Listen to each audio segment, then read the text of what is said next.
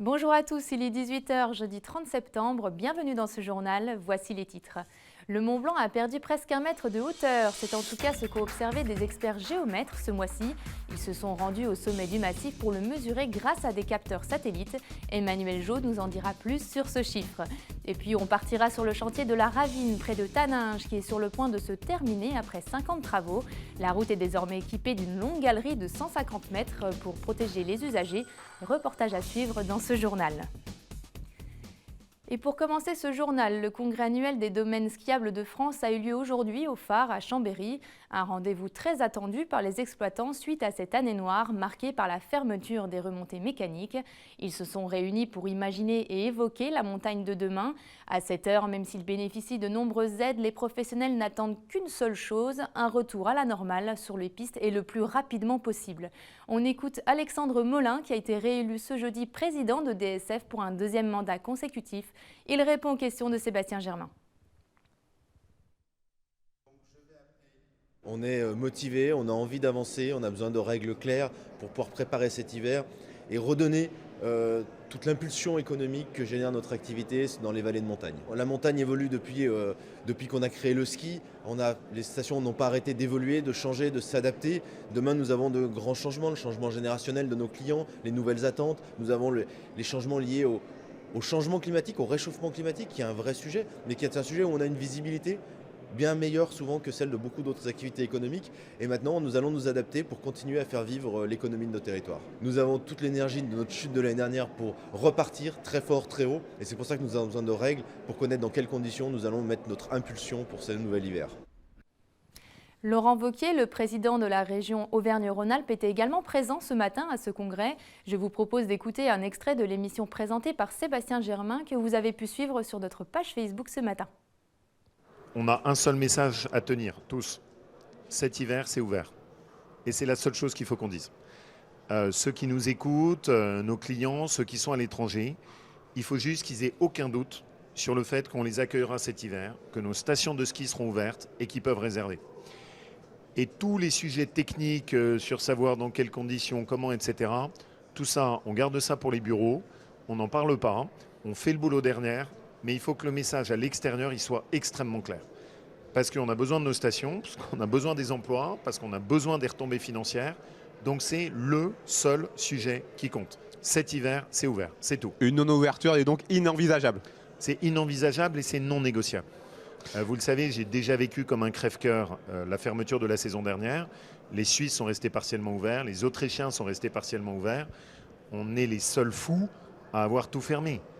Et donc, on ne pourra pas résister une saison de plus. Ce n'est pas possible. Donc cet hiver, c'est ouvert, il n'y a aucun doute. Vous pouvez tous faire vos réservations. La neige sera belle, la montagne est là, les acteurs du ski ont envie d'accueillir tout le monde. Et voilà, c'est dans les Alpes que ça se passe, c'est chez nous. Et puisque nous parlons montagne, 4807 mètres et 81 cm, c'est la nouvelle altitude officielle du plus haut sommet d'Europe.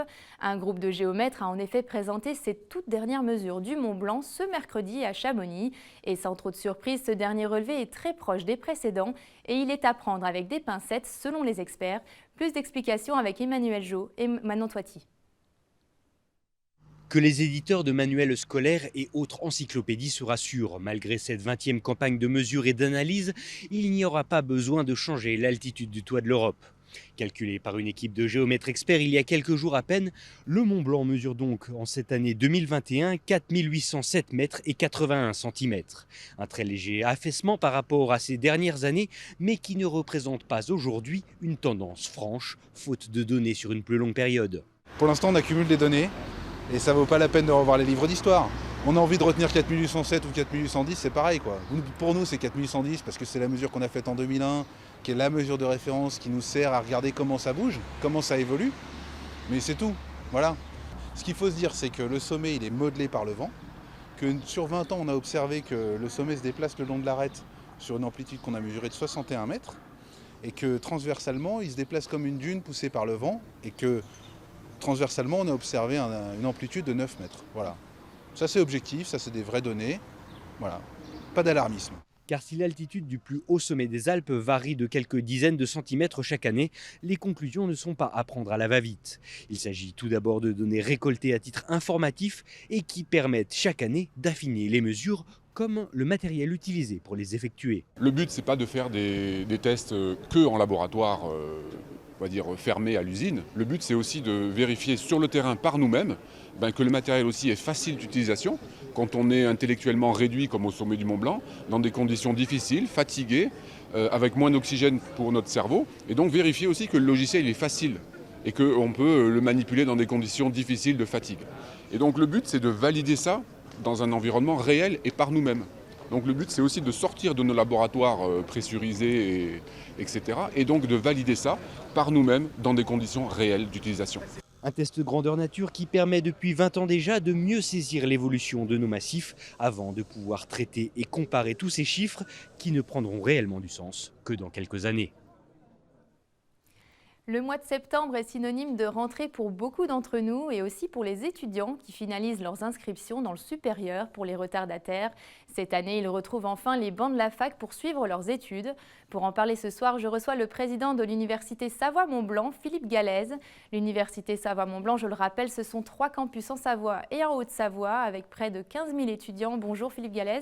Bonjour. Alors après une année à distance, c'est le grand retour sur les bancs de la fac pour les étudiants. Comment se sont passées ces premières semaines ? Alors sur le plan sanitaire, elle se passe bien. Évidemment, les cours et la présence sur les campus obéissent à un certain protocole, avec le port du masque obligatoire dans les espaces clos de l'université. Et puis pour les événements, les manifestations, des consignes à respecter pour éviter la propagation du virus. Mais pour l'instant, tout se passe bien sur ce plan-là. Alors, vous le disiez, donc la rentrée s'est faite sans jauge ni passe sanitaire. En revanche, les étudiants ont bien le masque en cours, ils respectent les gestes barrières. Est-ce que vous êtes serein pour l'année à venir ? Alors, nous avons un optimisme mesuré. C'est-à-dire que nous regardons aussi ce qui se passe à l'étranger. Le virus circule toujours en France. Dans certains pays, on observe des rebonds, même dans des pays où les taux de vaccination sont importants. Et puis, les températures vont se rafraîchir, ce qui va nous empêcher, dans certains cas, d'aérer les locaux. Donc, voilà, nous sommes vigilants, prudents. Et puis nous mettons en place toutes les mesures nécessaires pour briser au plus tôt les chaînes de contamination si d'aventure nous avions des foyers ou des clusters déclarés au sein de l'université. Alors, tous les cours seront assurés en présentiel cette année ?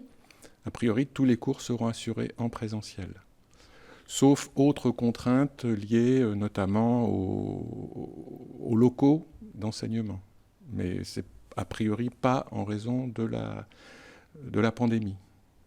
Alors le pass sanitaire n'est encore pour le moment pas obligatoire pour se rendre en cours. Est-ce que vous avez cependant pris des dispositions pour que les étudiants puissent se faire vacciner facilement sur le campus ? Alors l'université, avec le soutien des antennes départementales de l'ARS et puis des CPAM, a organisé des campagnes de vaccination sur les 3 campus de l'université.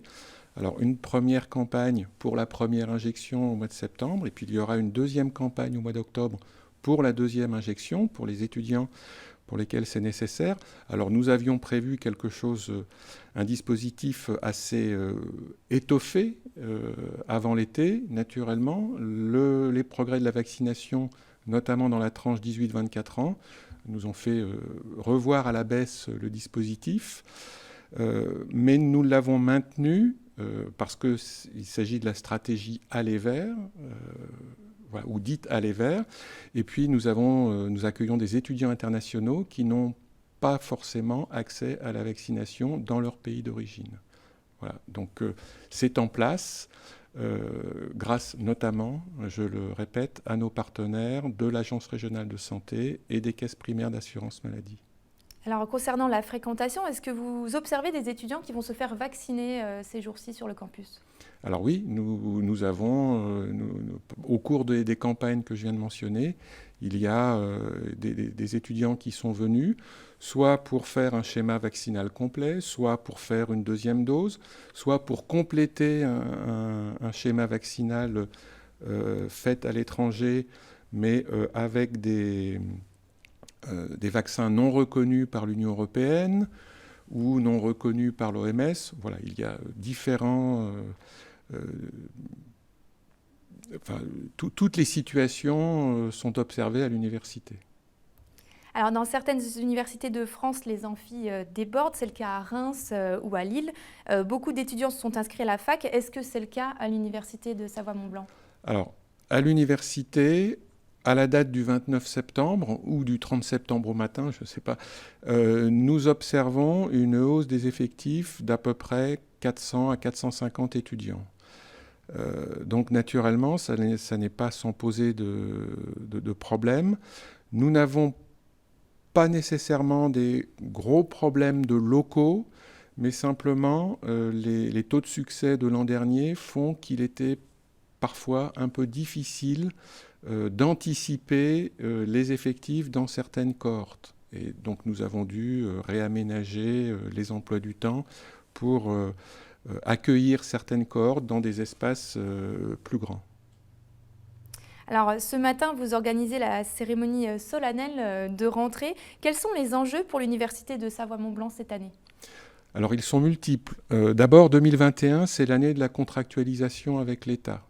C'est-à-dire l'établissement du document contractuel qui sera signé avec l'État et qui décline la stratégie de l'établissement pour les années à venir. Donc nous avons adressé une première version au ministère et nous sommes en attente des discussions visant à le finaliser, puisque une signature du contrat est prévue à la fin de l'année. Donc ce contrat porte bien naturellement tous les éléments stratégiques de l'université. Alors je peux en citer quelques-uns. Les réformes du premier cycle, donc en licence avec le projet Aspire du PIA 3. En IUT, c'est la transformation du diplôme universitaire de technologie en bachelor universitaire de technologie, diplôme en 3 ans, qui a accueilli ses premiers étudiants à cette rentrée. Et puis en matière de recherche et de formation, plutôt 2e cycle et 3e cycle, études doctorales, eh bien nous avons le projet de mobiliser l'université autour de 3 grandes thématiques qui sont des enjeux sociétaux et scientifiques, les interactions homme-environnement, le patrimoine culturel et les sociétés en mutation, et puis les services et industries du futur. Voilà, donc c'est un projet de longue haleine qui, je l'espère, sera soutenu dans le cadre du PIA 4. Alors, en 2 mots pour terminer, quelle problématique vous tient particulièrement à cœur pour cette année? Alors, la principale, c'est que la situation sanitaire ne se dégrade pas et que nous puissions naturellement continuer d'accueillir les étudiants en présentiel sur les campus. Et puis je dirais, il y a une autre problématique. Vous savez que l'Université Savoie-Mont-Blanc fait partie d'une alliance européenne, d'une université européenne, labellisée en juillet 2020 par la Commission. Eh bien, un des enjeux importants pour l'université est aussi de faire vivre cette alliance européenne avec les partenaires roumains, italiens, français, espagnols et portugais.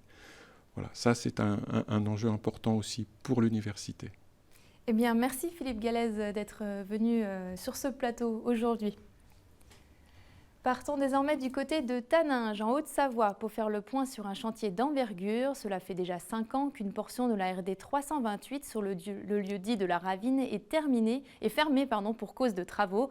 Ce tronçon connaît des épisodes d'éboulement fréquents et les protections n'étaient plus suffisantes pour protéger les usagers des glissements de terrain. Alors pour y remédier, le département de la Haute-Savoie a lancé la construction d'une galerie en 2015, une opération qui va coûter près de 20,6 millions d'euros. Nous sommes allés à la rencontre des ouvriers qui procèdent aux dernières retouches. Reportage. Les travaux sur la route de la Ravine sont bientôt finis. Fermée depuis près de 5 ans, excepté pendant la saison hivernale, la RD 328 voit sortir de terre une nouvelle galerie. L'infrastructure est montée, la dalle de béton a été coulée et cette semaine, les ouvriers entament la dernière phase du chantier. Aujourd'hui, on est en train de mettre en œuvre un matelas de protection. Donc, il est constitué de 2 mètres de matériaux terreux. Sur ces 2 mètres, il y a 50 cm de matériaux qui viennent de l'extérieur et 1,50 m qui sont des réemplois des matériaux de pieux. Donc on a sorti lors de la réalisation des pieux. L'objectif de ce matelas de protection aujourd'hui, c'est d'absorber une chute de blocs qui pourrait provenir du versant en cas d'éboulement. Car si de nouveaux éboulements venaient à se produire à même le béton, ils menaceraient l'intégrité de cette infrastructure. Ce matelas de terre et de roche de 50 cm d'épaisseur devrait amortir les chutes de gravats et stocker les éboulements. 77 pieux ont été nécessaires pour constituer la fondation de cette galerie à même la roche, soit environ 2 km de bois. Autour de la zone sinistrée, les arbres ont été coupés pour alléger le haut du talus qui menace de s'effondrer au moindre épisode de pluie. On a un phénomène un peu particulier, la Ravine. Donc c'est un petit cours d'eau avec ce qui se passe, c'est que globalement, à la fonte des neiges ou lors de fortes pluies, il y a des résurgences qui viennent aléatoirement dans le versant et qui viennent désolidariser, enlever toute cohésion du matériau en pied, ce qui fait que globalement, les matériaux allaient tomber au fur et à mesure. Et si on n'était pas intervenu, je pense qu'on aurait dû fermer la route. Pour autant, la route n'est pas encore prête. Il manque encore une couche de 6 cm d'enrobé à étaler. Il sera coulé d'ici la réouverture de la route le 22 octobre prochain. Et puisqu'on parle de travaux, vous le savez probablement, le BTP connaît une crise inédite depuis quelques mois. Les matières premières comme le bois, l'acier et d'autres matériaux manquent cruellement, ce qui entraîne une flambée des prix. Ces matières coûtent maintenant 5 fois plus cher qu'en 2020. Face à cette crise sans précédent, les entreprises ne peuvent honorer tous leurs contrats et doivent puiser dans leur stock et leur trésorerie. La Fédération du BTP de Haute-Savoie s'inquiète de l'avenir des entreprises locales, comme nous l'explique son président Olivier Aubert au micro de Manon Toiti. Les entreprises sont en grande difficulté. Elles ont bien évidemment établi des devis il y a plusieurs mois sur une base de prix qui était celle d'il y a plusieurs mois. Aujourd'hui, elles sont contraintes parce qu'on est soumis à des contrats. Elles sont contraintes de réaliser les chantiers dans les conditions actuelles avec des matériaux qui ont simplement doublé. Donc on a pour certaines entreprises, des entreprises qui travaillent à perte quand elles font les chantiers. Donc aujourd'hui, les entrepreneurs qui sont confrontés à cette difficulté n'ont pas d'autre choix, soit de décaler le chantier dans le temps, soit de refuser de faire le chantier, auquel cas il faut mettre les salariés en chômage partiel. Aujourd'hui, une des revendications en tout cas de la Fédération du bâtiment, c'est de pouvoir bénéficier du chômage partiel pour les salariés liés à cette difficulté de réaliser des chantiers dans des conditions économiques normales, de pouvoir les indemniser en temps partiel sans reste à charge pour les entreprises. C'est la fin de cette édition. Merci à tous pour votre fidélité à 8 Mont-Blanc. Tout de suite, vous retrouvez la météo de Thierry Paulme. À suivre un nouvel épisode de votre émission Panorama, consacrée cette semaine aux vins de Savoie. Victoria Lopez a rencontré 2 coopératives de vignerons. Quant à moi, je vous souhaite une très belle soirée et à demain.